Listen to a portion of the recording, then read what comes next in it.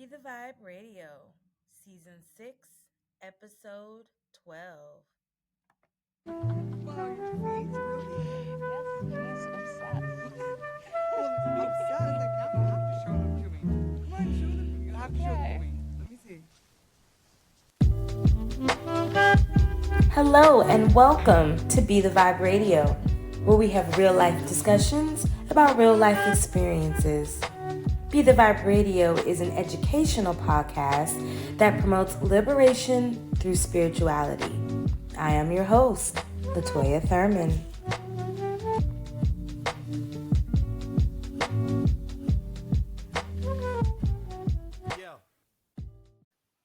Hello. Welcome to another episode of Be the Vibe Radio with your favorite hostess, Crystal Sun, aka LaToya Thurman. It is April 9th? April 9th, 2025. It is April 9th. And you know when you see Mr. Sir and you hear Mr. Sir, you know that we are doing another episode of Why in the Sky. Again, Thank God. we left y'all hanging. We left y'all hanging for March. March was a busy month. But we are back for April. And boy, do we got some things to talk about for the month of April. Yes, we do. Yes. So if you were joining us for the first time, welcome. My name is LaToya Thurman, aka Crystal Sun. I am the content creator for this podcast, Be the Vibe Radio. I am an Olarisha. I am an espiritista, talk to the dead. I am a medium, an oracle. I am proficient in multiple forms of divination. I'm the owner of Cindy's Conjure Shop. I am an author, a teacher, a mother, all the things, an active spiritualist, all the things. And I have here with me. Shaman Hands, once again in the building. Yes. And tell the people about yourself. Who is you? Fellow spiritista, fellow Orisha practitioner, Aberisha. Yes.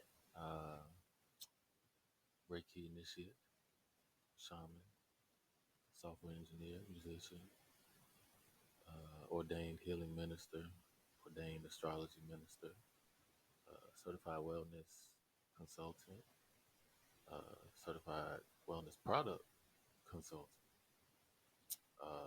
What else? I think that might be enough. It's a long pretty, list. Pretty Father, impressive credentials. lover, brother, So, and it goes on and on. Yeah, so that's who we are. Again, if you are not familiar with us, if you are just tuning in for the first time, this is our monthly segment of Why in the Sky. And what we do here in this podcast episode is we tell you guys what to expect. We tell you the why in the sky. So I pull cards. All of that. Oh God. All of that. Yeah, it's a lot of highlights on that. That orange. Yes. Yeah. So I pull cards. I speak about the spiritual weather forecasting for the month, and then Shaman Hands comes in with the astrology and breaks that down. So we pretty much come and let you guys know what to expect, what's going on, why everything's going on, and then how to best navigate through the month. So we are in April. We are getting to you. We're going into the first full week of the month. And it's a doozy. It is. It is a doozy. It is. Yeah, I pulled the cards, and it was nothing but swords and cups. Nothing but swords and cups, and so that, and some cards that I don't see often, and I'm going to talk about that. But when I do see them come up, it lets me know, okay, everybody is, I don't know how to even. Their shit. Yes.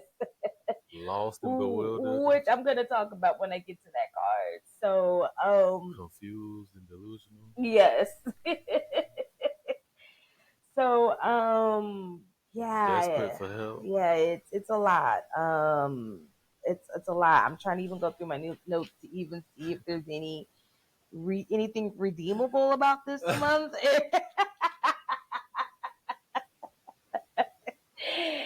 And I'm sure you guys already are feeling it. Again, it's the ninth. We're already a little over a week into the month, and for us, March was a good month. It was busy, but it was a good month. But as we It was got, a very good month it for was a very us. good month for us, yeah. But as we got into the end of March, going into April, I felt the shift.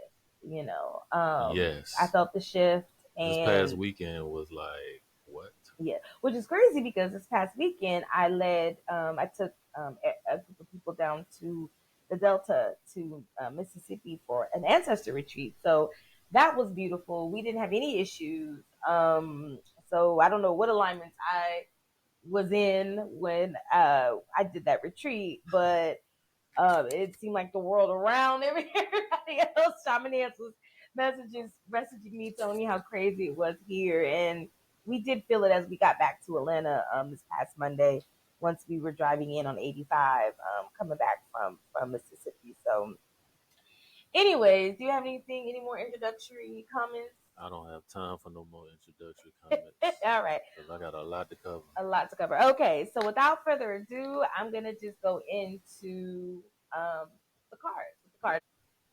All right. So, for April, the main themes are emotions, lots of them, nostalgia, refugees, and this idea of fleeing danger and delusion, right? Um, which we can already see within society, what's going on with like these immigration laws and just different things around family and stuff like that. Um, but also, we experiencing probably already within our own personal lives, right? So the first card that came up was the Six of Swords reverse, and the Six of Swords reverse, it speaks to a sense of urgency, right? Flight or it speaks to flight or fight mode, but more so flight mode, anxiety, fleeing danger. But with this particular card being reversed, it means fleeing danger that isn't even real. Like you're fleeing from danger that isn't even there, right? Um, and so, there's going to be a lot of themes this month around responding rather than reacting, right? And so the Six of Swords reverse is speaking to like that reactionary like energy, right? So the Six of Swords reverse is saying that it's not the best time for long distance travel, which again is so crazy considering the fact that I just came back from, um, you know, driving down to Mississippi for a retreat.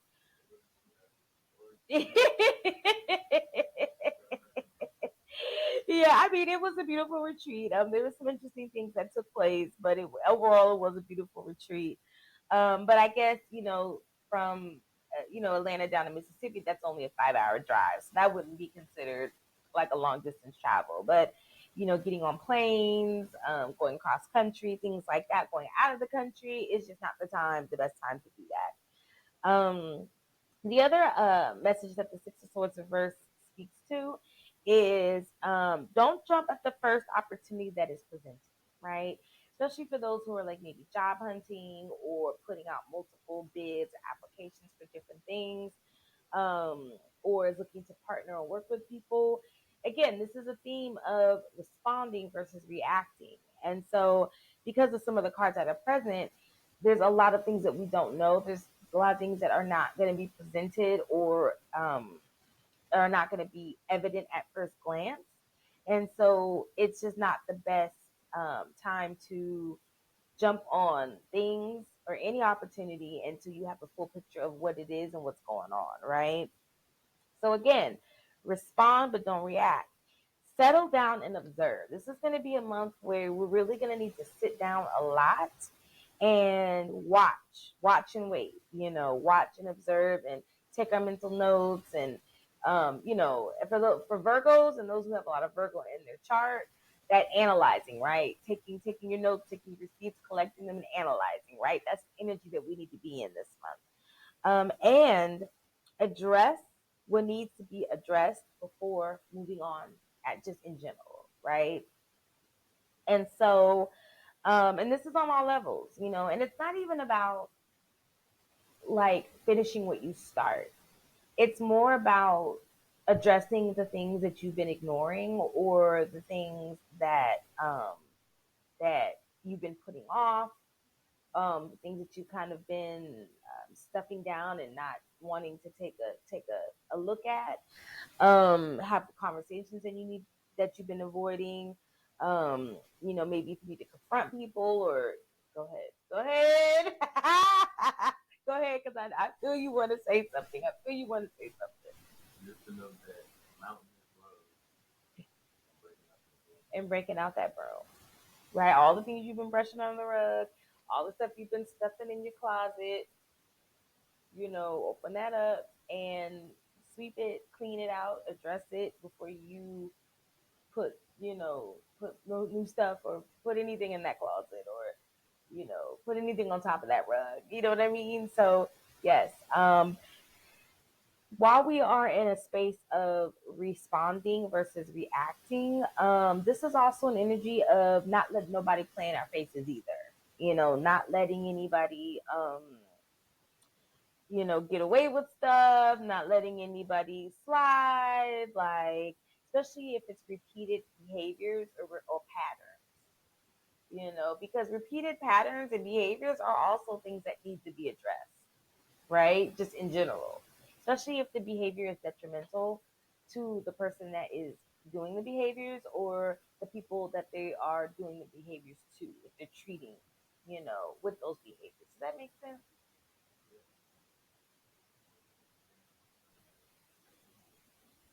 Mm, mm, well, okay. Oh, because I mean, I wanted the tea. Okay, we go have a discussion about that after. That's what Disney. so, so yes, that's the Six of Swords. The next card that popped up is the Seven of Cups. And the Seven of Cups in traditional decks, it always is somebody that's kind of like laying or kind of lounging, and there's like these seven different cups, and there's something in each cup. And it's usually something weird in each cup. Like sometimes it's like I've seen some where it's like a piece of shrimp hanging out, and like it.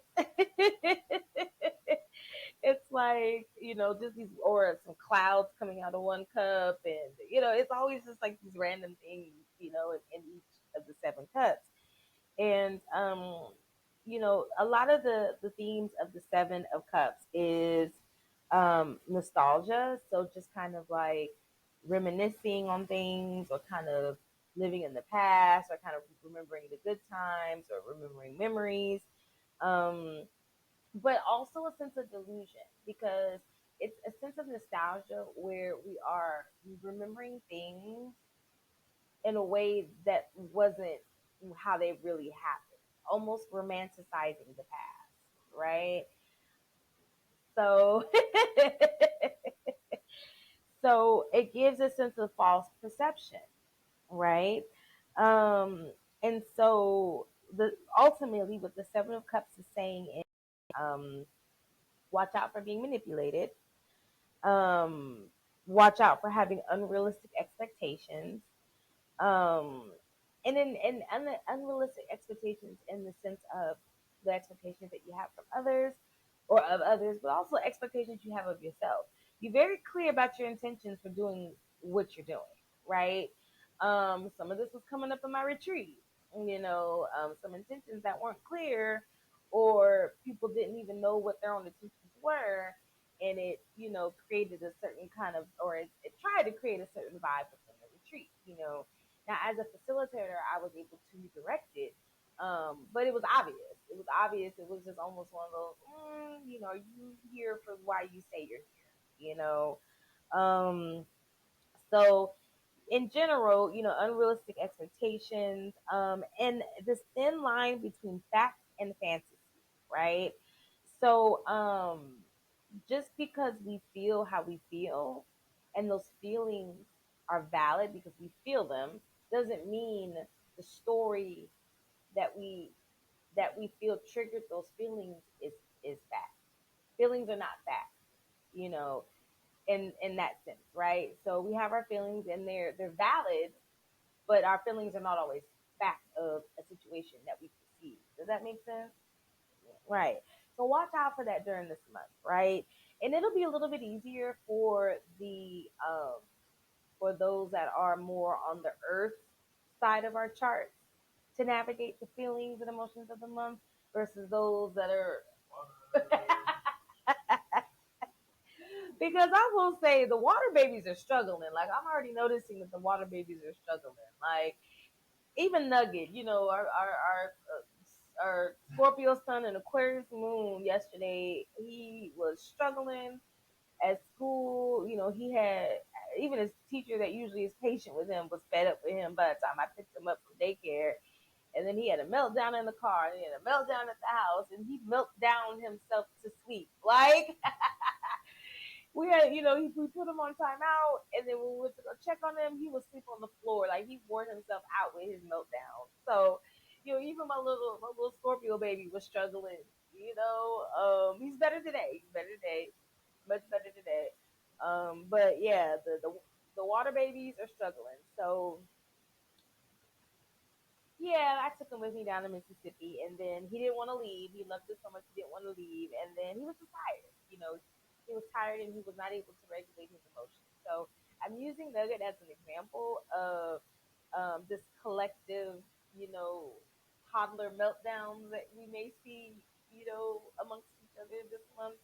But make it a point to incorporate tools or practice tools that allow you to regulate your emotions because regulating your emotions is going to put you in that position where again you're responding instead of reacting, right? Okay. So the need to be grounded. We must be grounded this month. I've been spending a lot of time in my garden, going out and grounding, putting my hands in the dirt, tending to my plants. Do not rush anything.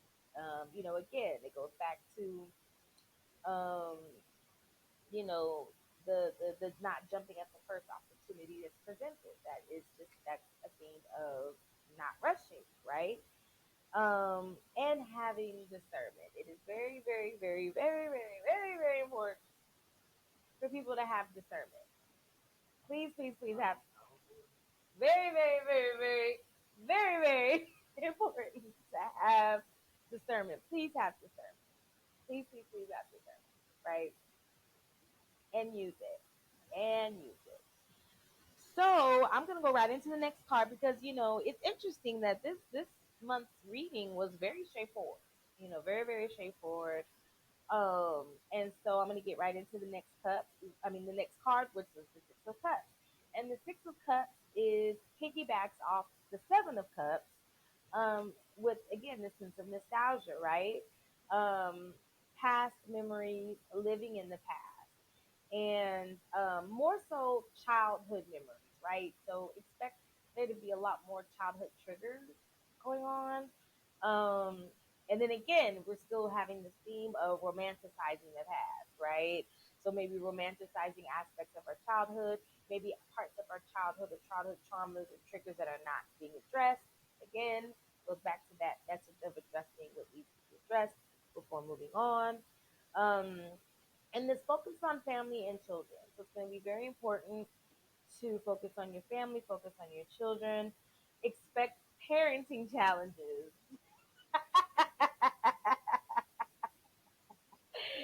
Expect parenting challenges. So for those of you who are parents, expect there to be a lot of challenging challenges with your children, or just your children challenging you, or just aspects of your parenting being challenged.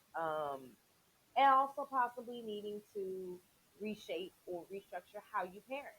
Because, a lot of times, and this goes into, um, this idea of, okay, so for example, with the parenting, a lot of times our parenting is influenced by our childhood, right? So we have a certain childhood, and we either do things exactly how we were raised when it comes to raising our children, or we go the complete opposite, and we're like, we're not doing our childhoods were so traumatic, we're not doing it any of the way that our parents did it, right? Um, And so, what I feel like this month, the Seven of Cups is presenting to us is a way for us to reevaluate and look at how we grew up and how that shaped how we parent, and then possibly look at that and restructure that. Again, addressing things from our childhood or addressing things that need to be addressed, right? And this last one, which I already experienced, is the Six of Cups represents reunions of old friends and estranged families. So it's almost like that Mercury retrograde thing where old people from the past come back around. This is going to be a theme for this month, but specifically when it comes to old friends and estranged family. So, I'm gonna take a minute. I am. Let's do a quick commercial break. Commercial break. Commercial break. All right. Are you looking for a spiritual store? Well, Simbi's Conjure is a one-stop shop for all of your metaphysical needs. Simbi's Conjure is a botanica that is rich in hoodoo tradition, featuring a large book collection, candles, ritual tools, incense, conjure oils, spiritual baths, spell kits, curios, and so much more. In addition to events and classes, we offer a full range of services from Reiki to spiritual readings. So come check us out.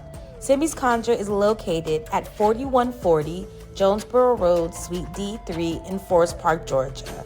You can also find us at www.bethevibe.com/shop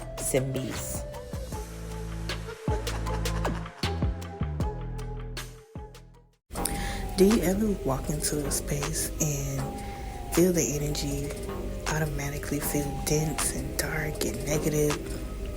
Even in your home space, when you come home and your environment is just a little off, use some of my carpet cleaner. Swamp Lady's Magic Carpet Cleaner. It is all natural ingredients. The recipe is given from my ancestors and blessed through my hands to create a beautiful product that shifts the energy of whatever environment you're around to feel more peaceful, more relaxed, and also to bring in some beautiful blessings of abundance in all shapes and forms. Head over to Simbi's Conjure Shop and receive the beautiful, bountiful blessings of Swamp Lady's Magic Carpet Cleaner. Don't walk, run.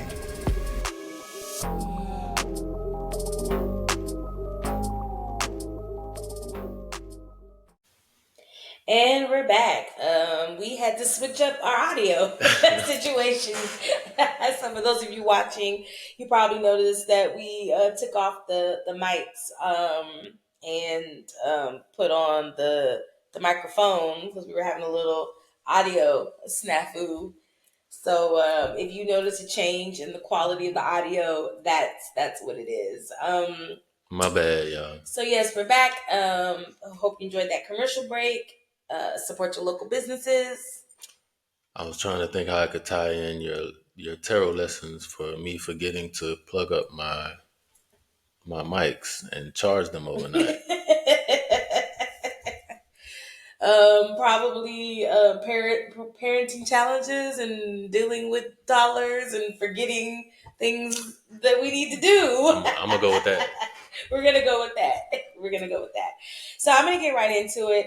So Shaman Hands can do his part. So we just have two more cards for the month of April, and they are major arcana cards. So what's interesting to me is that we got a lot of swords and cups, and then we've got major arcana cards, which speak to like celestial influences, planetary influences, kind of the things that we don't have control over.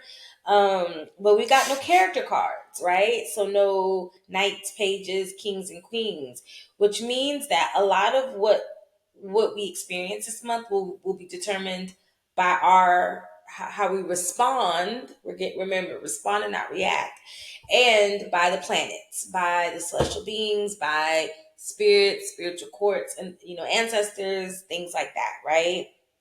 So these two cards don't show up often in a reading. in the collective reading. And when they do, they always bring interesting energy. So the first one is the Fool. The Fool represents new journeys. Remember, the Fool is the card that is the very first card of the major arcana. And in most decks, it's he's either a 0, where he starts the suit, or he's usually maybe 22, like he'll end it, but he's that point of the cycle, right? And so the Fool represents new journeys, fresh perspective, and the need to be carefree and spontaneous, right? So the Fool is coming in to support the Six of Cups, in the sense of the childlike energy, but having that childlike energy from a new perspective, right? And so this is speaking to the Six of Swords reversed. The Seven of Cups, where it speaks to delusions and false perceptions. And also the Six of Swords reversed, when we speak to addressing things that need to be addressed before moving on. It's interesting because the Fool represents new journeys and having a journey from a fresh perspective. So the Fool is coming in and showing us why we need to address things that need to be addressed, and why we need to create and have a new fresh perspective and have discernment, so that way we can walk in that Fool's journey, that fresh journey, with a new mentality. Does that make sense? Mm-hmm. Okay. The Fool also speaks to not having direction, right? But it's okay. It's okay. It's like, for those who hike or those who go through trails, it's similar to like when you hike a new trail, or no, you hike a trail that you've always hiked before, but then you see a little dip off, a little new path that no one really goes on, and you're like, let me go explore that. That's the energy that the Fool is bringing, right? Calculated risk. So the Fool is all about taking risks, but it's calculated. It's not just reckless. It's like, okay, I'm going to be spontaneous. I'm going to be carefree. I'm coming with this fresh perspective, and it is intentional. And that's what makes that risk calculated. And the only reason why it's a risk is because we don't know what the outcome is going to be. And that is pretty much the theme for the month of April. We don't know what the outcome is going to be for anything that we do this month, right? So it's best if we have the energy of the Fool to enjoy it, and to have optimism, which that's another energy that the Fool brings, is optimism, right? To be very, look at everything as the glass half full, Things are going to work out. Like, I don't know where this path leads, but I know it leads me somewhere where I need to go. And it's going to be something good for me at the end of this path. I don't know what my outcomes are going to be. I don't know what the risks are going to be for the things that I'm doing, but I'm going to trust that those risks are going to be in my favor, and the outcome is going to be to my best good, or my higher good, or my benefit, right? And the last card that I always just like, when it shows up in a reading, is the Moon. Okay? It's been a very long time since I've seen the Moon come up in any reading for the collective consciousness. And the Moon, and it's not reverse. It's like the Moon is just showing up. And the Moon, when you combine the Moon with a bunch of cup cards, you're getting energies of just being dreamy, being delusion, like walking underwater, like just, that's the energy that the Moon is bringing by itself. And then it's enhanced by these cup cards, right? So the Moon is speaking to dreams, but remember, the Moon is a major arcana card. So it's dreams from the spiritual realm. So this is a month to pay attention to your dreams. And again, like, y'all know I'm a dreamer. Like, my dreams are already wild on a regular day, but they have been amped up this month, especially since I got back from this ancestor retreat, right? Mm-hmm. So dreams, but also illusion and delusion, right? The Moon is saying for us to pay attention to patterns and cycles, especially when we get going back to the message about dreams, especially if your dreams are reoccurring dreams. Are you seeing similar themes across your dreams this month, right? So pay attention to them, right? But also, the moon speaks to trickery, mystery, falsehood, lack of clarity, and ultimately emotional vulnerability. So, this moon card, in addition to the Seven of Cups, because the Seven of Cups is what's the Seven of Cups? Or yeah, the Seven of Cups is speaking to watching out for being manipulated. And this tends to happen when you have a lot of cup energy, a lot of water energy in a collective consciousness, and then you throw in the moon card. So we're already in heightened emotions. We're already not really too clear about our perceptions. And then you have this layer of, trickery going on, right? So it leaves us open to being manipulated by others. So what I would say is this goes into, on a collective level, a social and political level, being careful about energy harvesting. Be careful about what you're reading in the news or watching on social media, what's being reported. Don't take any of this stuff at face value. If it doesn't feel right, don't be so quick to believe it. Don't be so quick to put your emotions behind it. Fucking question everything this month, so you don't fall into this energy harvesting type of thing, and this emotional manipulation. Or just turn the shit off. And it's interesting because the last two notes that I put for the moon is there's this need to make decisions this month, but it's not the time to make the decisions. So again, it goes back to those earlier cards that spoke to the sense of urgency, like, oh, I gotta do something, I gotta make decisions, I gotta, but it's not the time to make those decisions, right? So again, pause, reflect, gather all the information, watch, observe, get what you need so you can respond so you don't react. Because the last note that I put is that ain't shit clear right now. Like,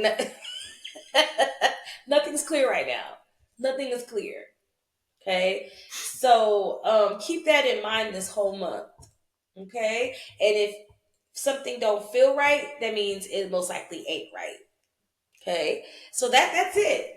That's my part. That is what's going on with the cards, and I'm gonna go ahead and pass the mic right over to Mr. Shaman Hands so he can go through all these highlights that he just highlighted. All right then. All right. Thank you.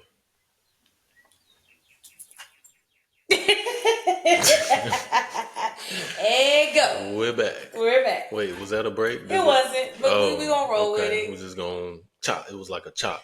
and here we are, still. And here we are. All right. So, well, the first thing I want to say real quick, because I'm sure I'm going to forget, because there's so much I'm about to talk about, as much as I can anyway. Got a lot to cram into these few minutes left. But the last thing you said about the whole month being like not the time to move forward, things not being clear, that's what it was. Mm-hmm. Like not being able to really see what things mean, things not being clear, the illusions, Pisces energy basically on, what's the word we used to say back like a little while back, but nobody's saying it anymore, on fleek. Pisces, oh wow, you took it back with that one. Nobody says that anymore. Pisces on fleek. Oh God, right? Okay. For all my arcade people from back in the day, on full tilt. So I just wanted to say that all of that is not just for this month. It's going to be pretty much all of next month too. Oh, okay. And the reason I'm bringing it up is because I want people to know when the relief from that is going to actually like come around, and that's going to be towards the end of May, specifically May 24th. And the reason why is because, and this is what I'm about to get into as far as Pisces energy, as far as like the details around that. But basically, what we kind of been leaving people hanging on is like the details of all this Pisces energy. We touched on it the last episode that we did, But this month in particular is like Pisces just going crazy. Specifically right now, because I pulled the chart. That's what I've been looking at for people that have been wondering why I keep looking over here. I pulled the chart for today, and Venus is at 24 degrees Pisces and retrograde. So that's 24. Saturn's at 25. Mercury's at 26. And the North Node's at 27. So that's a conjunction with all four of those. While Neptune, the ruler of Pisces, just moved out of Pisces this past Monday into Aries. So we're gonna touch on that. But there's a huge shift happening on so many different levels because for one, I don't remember this much stuff going on in Pisces since like 2011, 2012. If y'all can remember what it was like back then, with that illusion energy and just the amount of emotion and all that was going on. I was coming on the end of my Saturn return around that time. Yeah, so it was a transit into Pisces, back out of Pisces, and then another transit into Pisces. So the first transit was in 2011, and then it went backwards back into Aquarius, and then Neptune went back into Pisces again in 2012.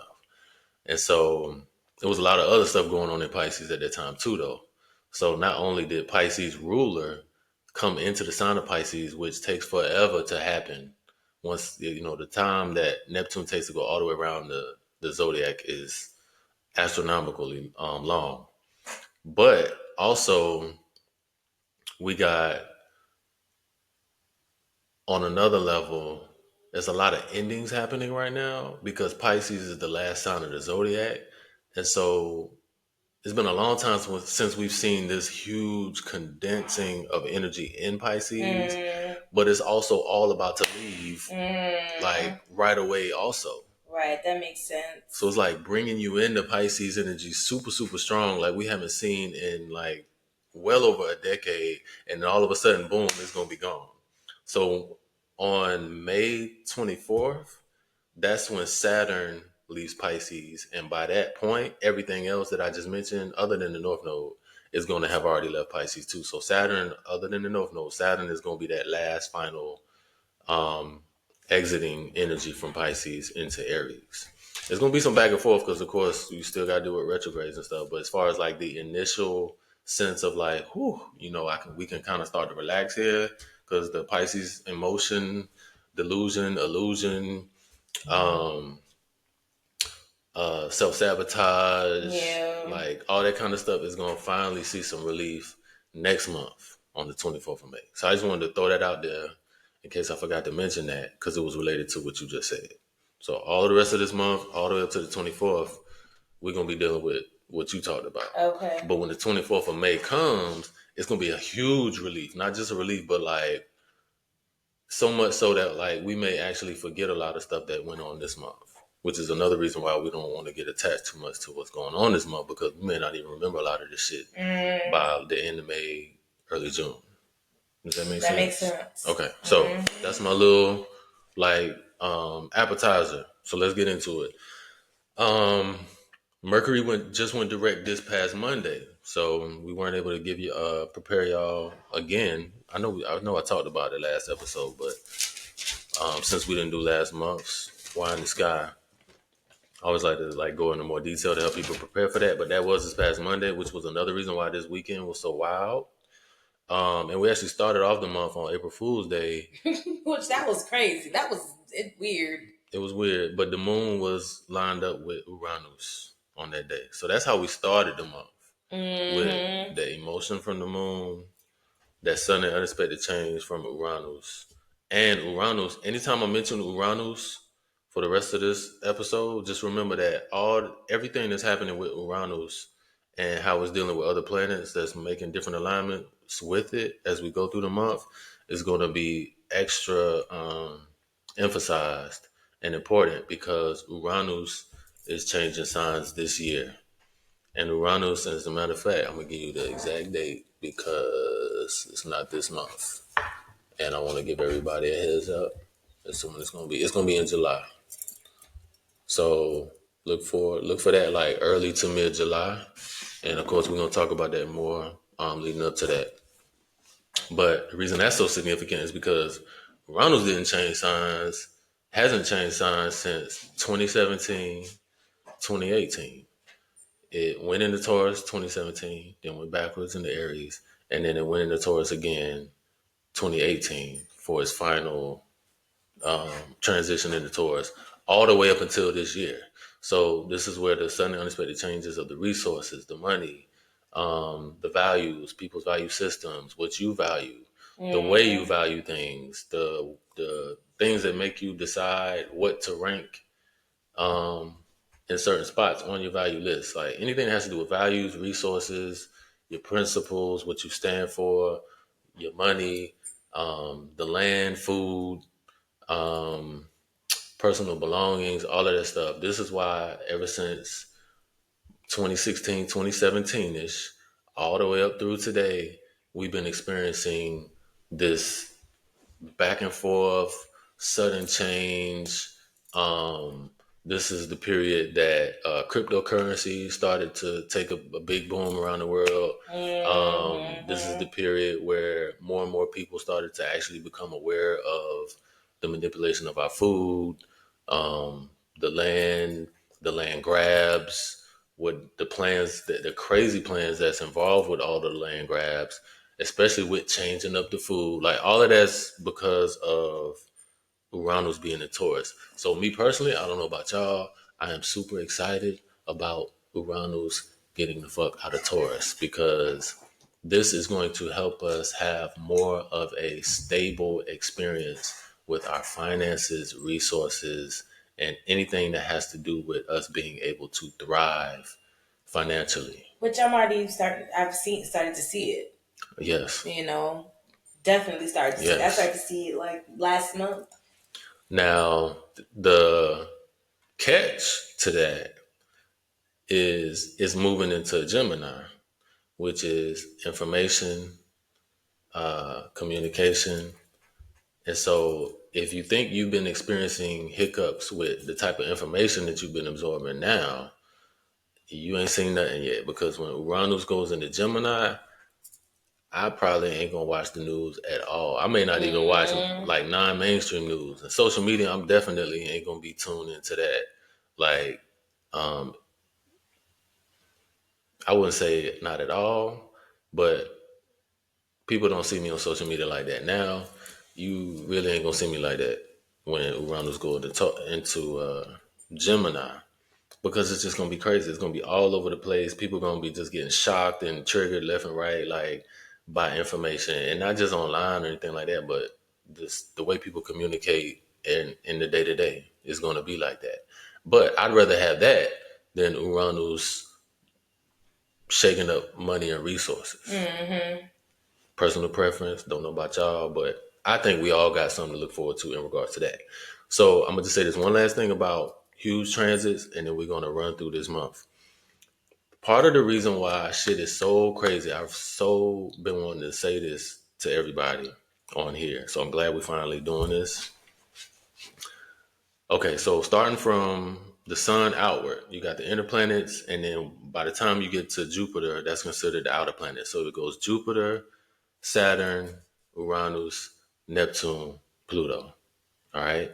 The further out you go from the sun, the slower the planets move.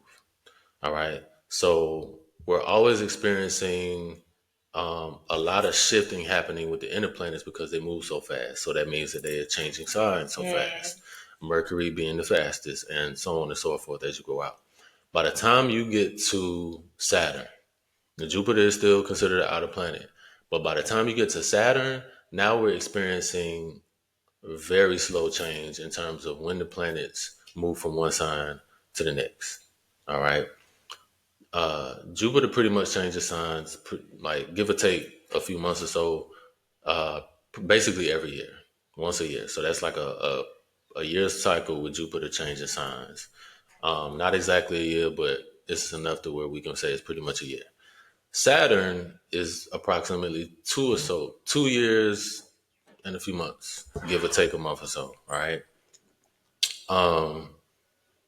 Uranus, like I just told y'all, we haven't experienced a Uranus transit since 2017, 2018. So we talking like what, 7 years? So we went from 1 to 2. Now we're jumping all the way to 7.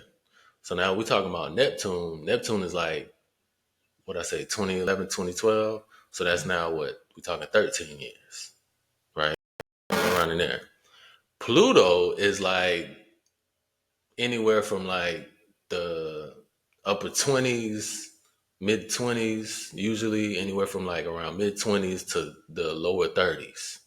And we just had a Pluto transit this past November. So I am including Pluto in this, what I'm saying, because we're not close to November yet. So really, if we want to start with November of last year, Saturn, Uranus, Neptune, and Pluto are all changing signs within the same year.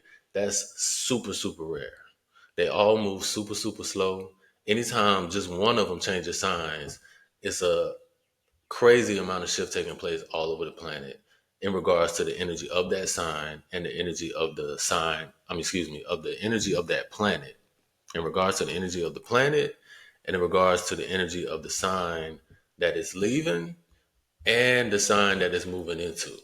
Does that make sense? Does. Okay, I'm trying to talk fast, but I'm making sure I'm not like slipping on my words and saying planet when I'm supposed to say sign, and saying the wrong planet, that sort of thing. Okay, so we're good on that. Yes, we're good on that. Okay, now, so that's just one planet changing signs from Saturn all the way to Pluto.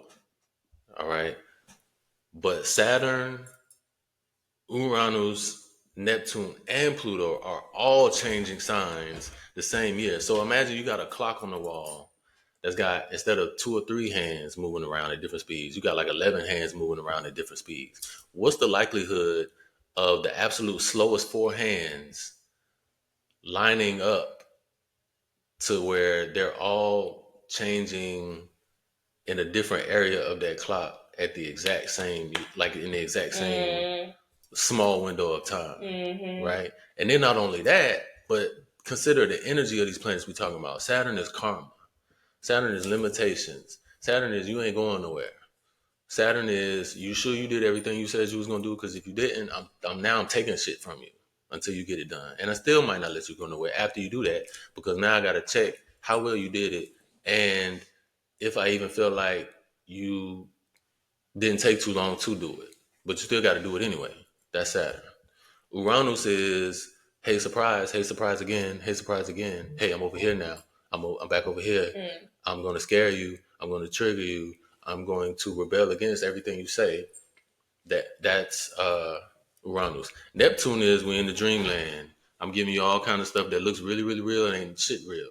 But I'm going to convince you that it is, and you got to deal with it because your emotions is coming up and all the stuff that she already said in the tarot spread. Pluto is absolute, complete, and utter evolution, including the concepts of death and resurrection. And yes, that means physical death too, which is also why we've been experiencing so much death towards the end of last year and all through this year so far that we've been through. And it's going to continue to increase. And that's actually been a few years we've been dealing with that. But because this final transit from Pluto was this past November, that's why it's amped up more than ever leading into this year.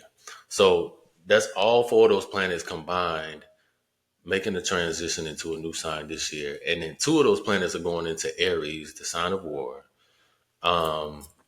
which is Neptune and Saturn. Neptune's already there. Saturn's going next month on the 24th of May. And then Pluto went into Aquarius, which is rebellion, evolution, revolution, all that kind of stuff. So I know that was a lot, and it's taking up a lot of my time where I'm supposed to be focused on this, but I've been holding it for so long because it's so big, and hopefully that's helping people understand why shit is so crazy right now, and it's not going to let up for a while. Okay, we good? Yep. All right, so let's hit it. We're on the 10th right now. A lot of moon energy on the 10th. Well, when I say right now, today is the 9th, but I'm moving forward to talk about the 10th, which is tomorrow. Okay, so we got the moon fighting against retrograde Venus. We got the moon fighting against Saturn. We got the moon fighting against Mercury. We got the moon fighting against Neptune. All of this is happening tomorrow. So please take heed to all of the stuff that Toya already gave you about emotions, the moon. All that's going to be like super, super important tomorrow on Thursday the 10th. And then we got a full moon 2 days later on this Saturday the 12th, which is the exact same day that Venus stations to turn forward or direct for my astrology people out there. So that's a lot of energy on one day for a full moon because the Venus retrograde started all the way back on, where we at? We in March.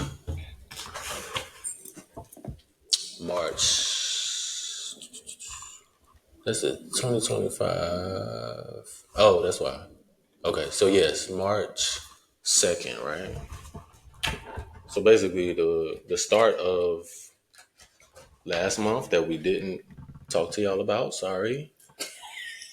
We tried, y'all. We The tried. Venus retrograde is what started the month of March, the 1st of March. Yep, you're right. Because I remember you talking about it to me. So there you have right. So sorry guys, but there you have it. And so finally it goes direct this coming Saturday.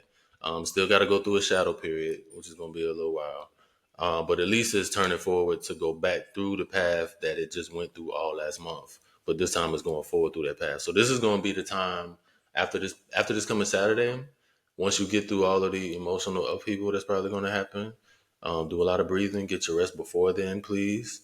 But once things kind of like settle for a little bit, probably not that day, but within a couple of days, hopefully things will have settled as far as the emotional body, your mental state, and everything like that. Once we move forward past when Venus goes direct, this is when you're going to start to get experiences presented to you that'll help you understand better all of the shit that was happening in March that was throwing you off in regards to all things Venus. So relationships, the way you partner with people, any hiccups you've been having in any of your partnerships, business, personal, or otherwise. Anything that got to do with your money, your finances, your resources, all the stuff I talked about when I was talking about Uranus earlier going into Taurus. The same stuff. Venus rules Taurus and Venus rules Libra. So all of those concepts have been getting shaken up a lot, especially this past week in the beginning of this month, because we were leading up into the final shakeups before Venus goes direct this Saturday, and those final shakeups are the loudest typically because this is your last chance. This is the universe's last chance, or the spirit realm's last chance to show you anything that you might have missed. So the volume tends to go up with the messages as we come to the end of a retrograde period, involving all the things that's associated with whatever planet is about to end its retrograde. Does that make sense? Mm-hmm. Okay, so this past weekend, insane in all things related to Venus. And that's why you experienced those things you experienced. Okay. So once we move forward past that, we got a couple days to kind of rest before the next week hits. And the next week is a doozy. So the 13th through the 19th, that's a huge week. If you thought about going on vacation, not necessarily leaving to go nowhere, but just staying home and not going to work, this will be the week to do it. If you can afford to do that. So let's run through it. 15th, Tuesday the 15th, Mercury's arguing with Uranus. Excuse me, I said Mercury, didn't I? You did. I did not mean to say that. The moon. This is why I don't usually talk this fast. Because I'm making sure that I'm saying everything. Right. There's a difference between Mercury and the moon. Yes. Right. And what I just did was a Mercury thing. So the moon. The moon. Thank okay. you. The moon is arguing with Uranus, Tuesday the 15th. Leading up to the very next day, Mercury, remember I said all this stuff is coming out of Pisces. Mercury's leaving Pisces on the 16th, which is the very next day going into Aries. So this is adding to the Aries energy we've already been seeing heightening up because of Neptune going there this past Monday. All right, the 30th of, not this past Monday, Sunday of last week, April 30th. So I don't know if I said that correctly earlier, but if I didn't, when I was talking about Neptune going into Aries. I don't remember if I gave a date or a day for that, but if I did not say Sunday the 30th, I meant to say Sunday the 30th. All right, noted. So I apologize for that. Noted. March 30th, not April 30th. Not April, right. Okay, so 2 Sundays before today. Okay. All right. All right. That was Neptune going into Aries. Mercury joins Neptune in Aries on the 16th. Okay, so that will be crazy. All right. Mercury's communication, your health. Watch that health, because this is another thing. A lot of what has been happening with Mercury, as it's been in Pisces, has been dealing with health, but a lot of it has not been clear. Just as Toya was saying, like so much is not going to be clear this month. Anything that's involving your health hasn't been super clear either, unless you've already been on it prior to Mercury going into Neptune, or prior to all the condensed energy showing up. I said going into Neptune. I'm so sorry, y'all. Prior to going into Pisces. I'm going to get it together. Okay, so if you have been on your health and you've really, really been on it prior to all this condensed energy going into Pisces, but especially prior to Mercury going into Pisces, then you have a much better idea of what's going on because you've already been tracking things. So even if some weird stuff has kind of popped up, you already got a good sense of what it's more than likely related to, as opposed to anybody else who stuff with their health is just popping up now, in a way where they're now wanting to take it serious when they haven't been taking it serious. You probably still don't know what the hell going on. Right. I want to say that this is the month for plot twists. So if you are already on certain things, the plot twist won't be too much of a twist. Does that help? Yes. Yes. Especially in the realm of health. Okay. And especially on the 16th, if we're talking about the realm of health. Okay. Because now when Mercury goes into Aries, not saying it's going to get like peaches and cream, because of course Aries is war and violence and all that. So it actually may make the health things worse in a sense, but at least you won't be so confused about what's going on.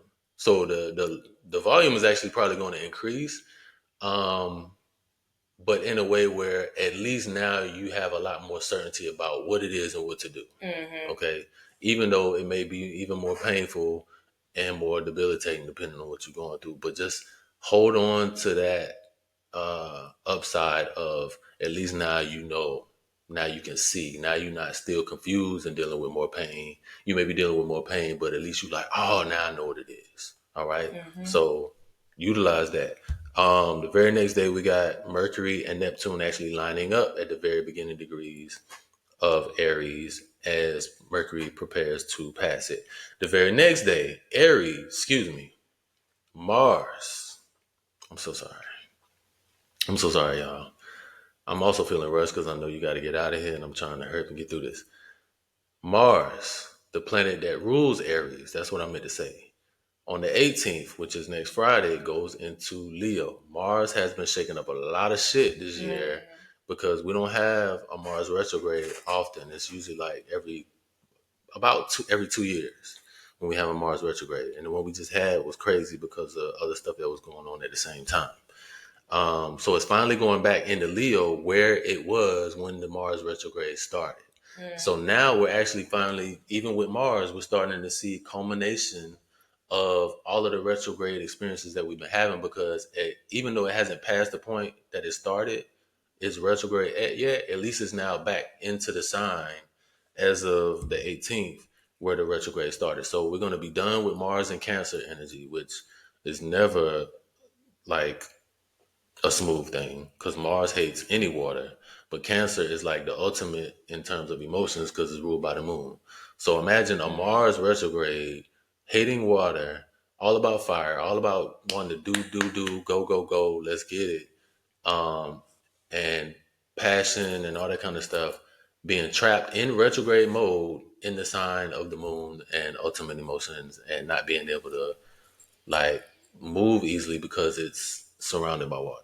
Okay, so we're going to get that relief on the 18th. So even though it's going to be a huge energy that may be intense, it's also going to be a lot of relief associated with that. And then the next day, the sun goes into Taurus on Saturday, the 19th. So a lot of shifting with retrograde energy ending or beginning to dissipate more fully, as well as planets changing signs, as well as the biggest, slowest planets all changing signs right around the same time. And now we're entering into the last 2 weeks of the month. You got anything you want to say? No, but let's take a break. Okay. I feel like you need to gather your vocabulary. I need to drink some water. Yes. Maybe light some incense. So yes, we will do a interlude music break, and we'll be back.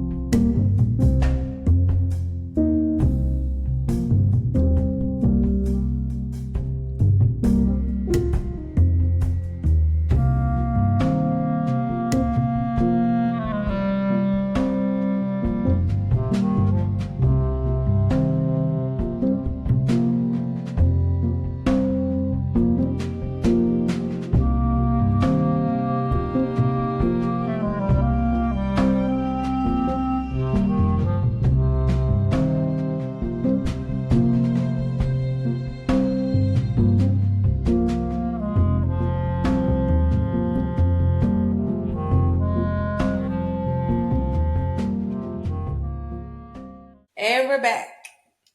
And we're back. So what they were saying, oh, we're back? Oh. Hey. And we're back. And we're back. And we're back. All right. So are we back? I'm back. I was just reflecting on, because I just gave a whole lot. You did. I did. You did. And honestly, I would have gave a whole lot more about this past week. But this is just not enough time to talk about that. But fortunately, once we get past the 19th, I mean, it is still a lot that's going to continue to happen, but it's just not going to be as, like, the energy is going to be starting to wind down a lot. It's still going to be a lot going on, but that's only because there's been so much going on. So it's like we're going from like 1,000 to like, I don't know, 900, 800. So what I'm saying is, don't think that everything is just really going to go away all of a sudden after the 19th, but you will feel a huge weight lifted. All right. So that's the good news about once we get past the 19th. Now the sun going into Taurus, part of the reason that's like that point where we're going to experience even more of that relief. One, it happened right after the Mars transit into Leo, which signifies like a very significant point in the retrograde energy of Mars finally being over. Even though it's not retrograde, I'm not saying Mars is retrograde. I don't want to confuse nobody because Mars is not retrograde anymore. But it's been in Cancer this whole time still. So it started in Leo, went backwards into Cancer, and then it finally leaves on the 18th, and then the very next day the sun goes into Taurus, removing a lot of that Aries energy that we're experiencing right now as we moved into the month of April. Because remember, you got Neptune in Aries now, and then Mercury's about to go into Aries too. So this gives some relief from the Aries energy when the sun goes into Taurus. But remember what I said about Uranus earlier too. Uranus is still in Taurus, and it doesn't leave until, I think I said July, right? Mm-hmm. And so with the sun coming into Taurus, yeah, we're going to get that relief from the Aries energy, but now the sun is going to shed a lot more light on the shakeups that Uranus is still doing in the realm of finances. So think of it this way: by the time we get to the 19th, you're going to see a relief in a lot of areas, but just um, don't get blindsided by the hiccups that may happen with your finances and with That's good advice. and with your resources. So the resource hiccups may kick up a little bit, but then you'll receive a lot of relief in other areas. So it'll be kind of like a trade-off going on right around that time. All right, so the 21st, this is the following Monday after the sun transits into Taurus. The 21st, the moon is arguing with Pluto, which anything that's happening with Pluto is going to be big. Still for a very long time, at least the next like couple years, maybe 3 more years, because it's still at the beginning stages of Aquarius. And so the moon is lining up with Pluto on the 21st. Emotions around death and loss, around having to let go of things completely in order to be able to make room for new stuff coming in.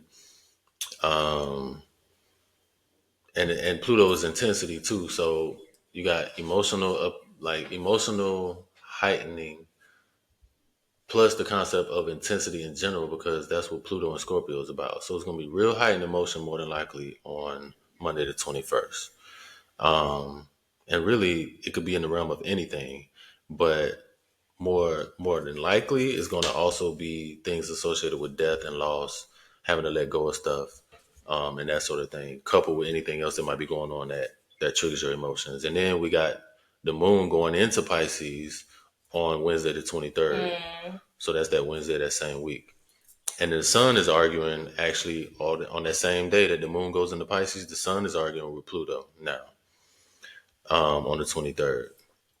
So if so much was going on the 21st that it was too much for you to like get clear about or understand, it might be re-triggered again on the 23rd, because the sun is what sheds lights on things and makes things visible, but the sun is arguing with Pluto.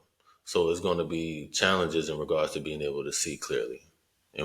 Does that make sense? Mm-hmm. And then the very next day, we got on the 24th, we got Venus arguing with Saturn. And so remember, that's anything associated with Saturn through Pluto is going to be huge right now because of all 4 of those outer planets changing signs this year, or within a year period. If we take it back to November of last year.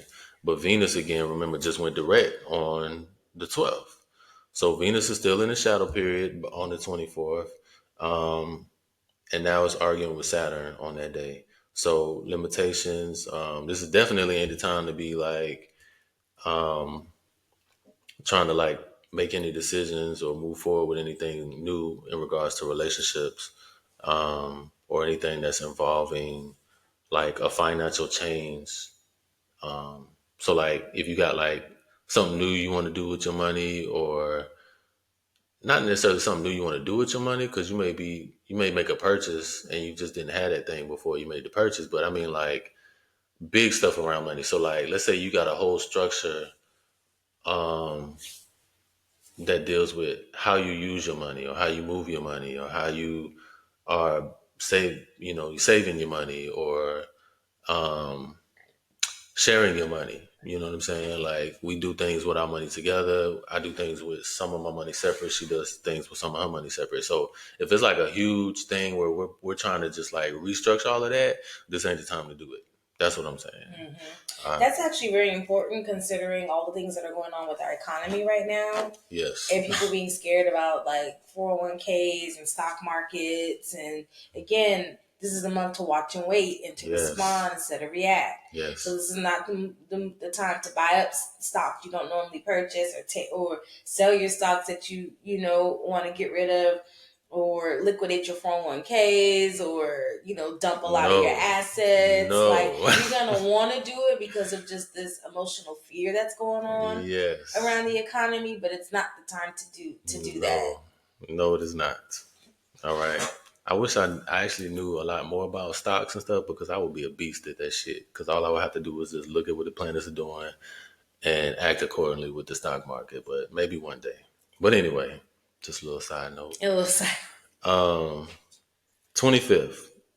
So this is another week where we got stuff going on, a lot of like big stuff going on every day, but it's just not as big as the week of the 13th through the 19th. So now here we are the next day after the 24th.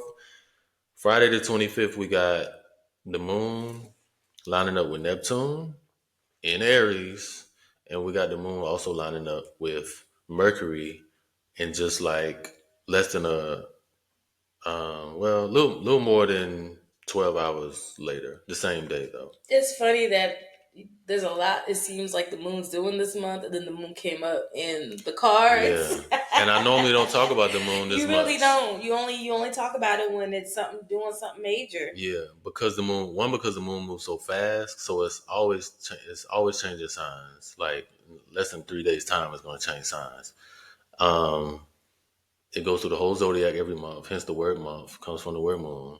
But when you got this much going on with slow moving planets, with transits happening, especially the transits with the slow moving planets in particular, you're going to have a lot of stuff going on with the moon constantly, because every time that moon comes around and hits one thing, it's hitting a whole lot of other shit. And it's also hitting shit as the thing is hitting is changing signs, or right at the beginning part of a sign it just went into. It's like bumper cars. Yeah. It's gonna just get the, you're going around in a circle on the bumper cars, and then when all the cars that are getting bumped are already having engine problems. Right. That's what the moon is doing. Yeah. So you got another day like that on the 25th, but this time it's with Neptune and Mercury.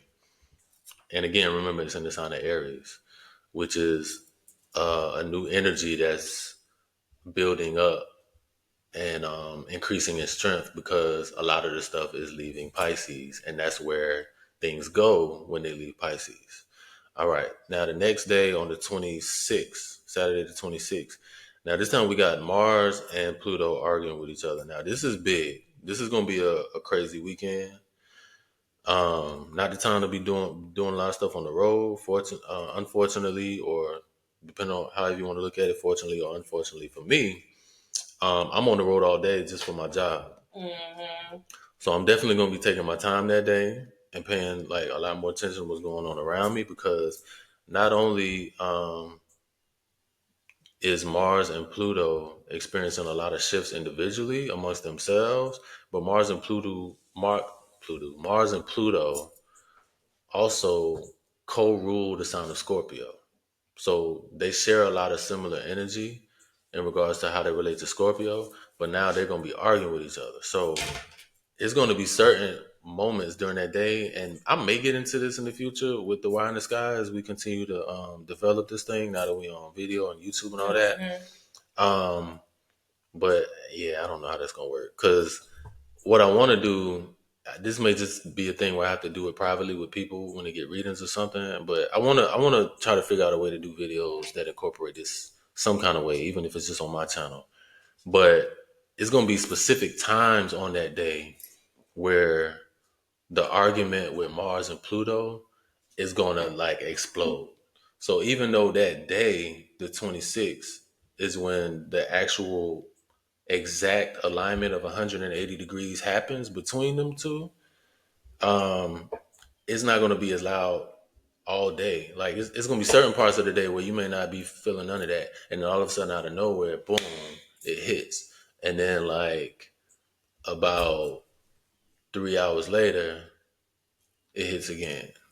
And then 6 hours later, it hits again. And then about 6 hours later, it hits again. It's usually about right around 6 hours where another hit's going to come if something's going to be happening really big that day. So you may get like something at 6 in the morning, then be prepared for something else to happen with Mars and Pluto around noon. And then again around 6 p.m. and then again around midnight. But that's just an example if it started at 6 a.m. Mm-hmm. So whatever the first hit happens, it's kind of like looking at the cross in the sky. When you look at I know y'all can't see my screen, but if you know what a natal chart looks like, anytime something huge that's going on passes any one of those cardinal points, so either horizon or right in the middle of the sky or on the opposite side of the earth, anytime anything huge that's happening crosses over one of those points, that's when the hit is. So I don't know if that is something that y'all can track, but just to give you an idea of how that works. And then the following day is the new moon on Sunday the 27th. And then when the new moon hits, the moon is going to be in Taurus by that point. So now we got the sun in Taurus, the moon in Taurus on the 27th. And that's going to also shake up that final Uranus energy as Uranus is doing its final things it can do before it leaves Taurus. So that new moon is going to be crazy too on the 27th. So we got a lot of really intense weekend energy. And then the week of the 13th through the 19th, you got pretty much that whole week, especially the 15th, Tuesday through Saturday. The 19th is going to be wild. And then the 28th, Monday the 28th, I was like, he ain't done yet. No, I'm not done yet. Monday the 28th, you got the moon arguing with Uranus. So that's interesting. That actually is going to be kind of like a 2-day whammy with a lot of similar energy going on, because the new moon on that Sunday is going to be in the sign that Uranus is in. And then now you got the moon lining up with Uranus the very next day before it leaves Taurus. And then we end out the month, the last day of the month, Wednesday, April 30th, Venus enters Aries. So, of course, again, I feel like I've been saying this over and over again, but that's going to be another one of those things where all this condensed energy that just came out of nowhere entering into Pisces, shaking up a lot of shit up, is going to be almost like a potentially traumatic end to it. And the way that this month is ending out, the way April is ending, is going to be part of that, like, sudden, like, okay, gave you a lot over here, and then bam, now we're over here. You see what I mean? Mm-hmm. But in the realm of Venus. So again, relationships, money, resources, partnerships. So prepare for that shift on the 30th, because that's how we end out the month. And then that's going to take us into May, and May starts off crazy too, because Pluto goes retrograde towards the beginning of May. And we actually start off with Venus arguing with Neptune on the 2nd. And then Mercury is already going to be going into Taurus to follow the sun on. Wait, I'm going to stop you there. I'm going to stop you there. That second Saturday of May. Okay. All right. And that is this month's Why in the Sky. Let's all take That's why I skipped all the introductions. Because I already knew I had a lot. Yes. So with that being said, that is this month's Why in the Sky. As always, take everything into consideration. Take your notes. Come back. Listen to this a few times. Refer to your notes to get through this month. More than a few times, right? If you can. So yes, again, thank you for listening. Thank you for tuning in. Drop some comments in there. Yes, interact. Let us know how we doing. Yes, interact. Anything that's like difficult for you to follow, or why? Are we going over your heads? Is it good? Is it not? You know what I mean? Yeah, let us know how we're doing. Right. Let us know. Feedback. And also keep an eye out, because we will be announcing a live Y in the Sky event where we'll go live and we're going to talk about the entire year, which we have not done in a while. I don't think we've done a year reading since probably around the pandemic. It's been at least 3-4 years. So we're going to do a live event where we go over the whole year.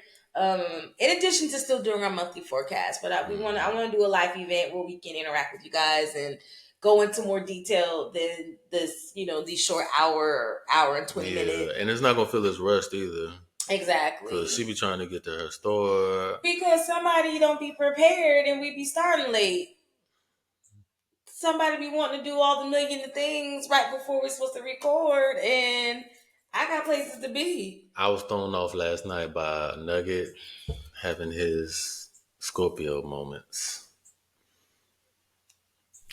We had a whole 2 hours. I'm sticking to it. We had a whole 2 hours where Nugget was knocked out. Yeah, we could have had everything set up. But then I was thrown off too because of the whole produce fiasco, which I'm not gonna get into that with y'all. But she knows what I'm talking about. Anyways, thank you all for I got reasons. Thank you all for tuning in. Keep an eye out for some upcoming things with the Y in the Sky. Have a blessed day, evening, whenever you're listening to this. Have a great month, and until next time, peace.